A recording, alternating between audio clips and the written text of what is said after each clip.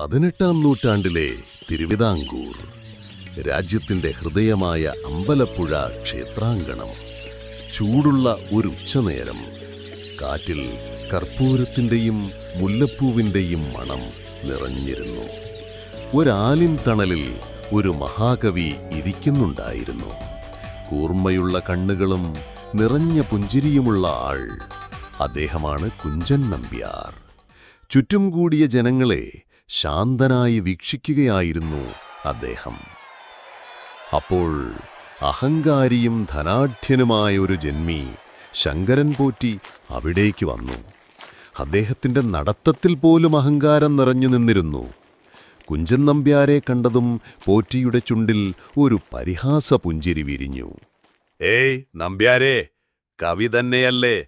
കഥകളും കവിതകളും ഉണ്ടാക്കുന്ന ആൾ. എങ്കിൽ ഞാനൊന്നു ചോദിച്ചോട്ടെ, ഒരു നുണയ്ക്ക് എന്താണ് ഭാരം? എനിക്കൊന്ന് കൃത്യമായി പറഞ്ഞാട്ടെ." നമ്പ്യാരുടെ മുഖത്ത് ഒരു ഭാവഭേദവുമുണ്ടായിരുന്നില്ല. ഒരു നേർത്ത കള്ളപ്പുഞ്ചിരിയോടെ അദ്ദേഹം പോറ്റിയെ നോക്കി. "വളരെ നല്ല ചോദ്യം പോറ്റി തിരുമേനി. ഇതിനുത്തരം കണ്ടുപിടിക്കാൻ എനിക്കൊരു സാധനം വേണം." "എന്താ വേണ്ടത്?" "ഒരു ത്രാസ് ഈ ക്ഷേത്രമുറ്റത്തേക്ക് കൊണ്ടുവരാൻ പറ്റുമോ?" നമ്പ്യാർ പറഞ്ഞത് കേട്ട് ശങ്കരൻ പോറ്റി ആൾക്കാരെ അയച്ച് ഒരു വലിയ ത്രാസ് അവിടേക്കെത്തിച്ചു. ആൾക്കാർ ആകാംക്ഷയോടെ ചുറ്റും കൂടി. "തിരുമേനി, ഈ ത്രാസിന്റെ ഒരു തട്ടിൽ താൻ പറയുന്ന ഒരു നുണ വയ്ക്കണം. അപ്പോൾ നമുക്ക് ഭാരം നോക്കാമല്ലോ." "എന്തുവാടേ ഈ പറയുന്നേ? ഞാൻ എങ്ങനെ ഒരു നുണ ഈ ത്രാസിൽ വയ്ക്കും? നിങ്ങളിൽ ആരെങ്കിലും ഒരു നുണ തരുമോ? ഈ പരീക്ഷണത്തിനു വേണ്ടി മാത്രം." ആരും മുന്നോട്ടു വന്നില്ല.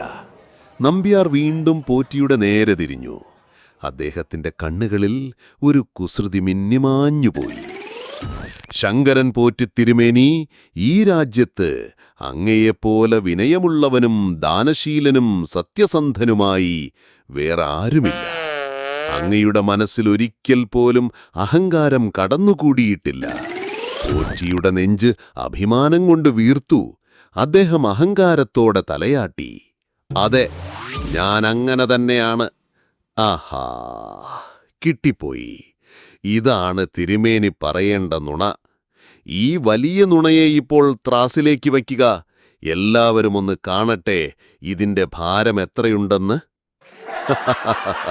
സഭയിൽ ഒന്നടങ്കം ചിരിയുയർന്നു. ശങ്കരൻ പോറ്റിയുടെ മുഖം ക്രോധം കൊണ്ട് ചുവന്നു തുടുത്തു. നാണം കെട്ട് അദ്ദേഹവും കൂട്ടരും അവിടെ നിന്ന് വേഗം ഇറങ്ങിപ്പോയി, ചുറ്റുമുള്ള ജനങ്ങളുടെ പരിഹാസച്ചിരി വകവയ്ക്കാതെ. നമ്പ്യാർ അവരെ നോക്കി പുഞ്ചിരിച്ചു. അദ്ദേഹത്തിന്റെ അടുത്ത തുള്ളലിന് ഒരു നല്ല കഥ കിട്ടി. അഹങ്കാരത്തേക്കാൾ വലിയ ഒരു ഭാരം ഈ ലോകത്ത് വേറൊന്നുമില്ലെന്ന് ജനങ്ങളെ ഓർമ്മിപ്പിക്കാനായി.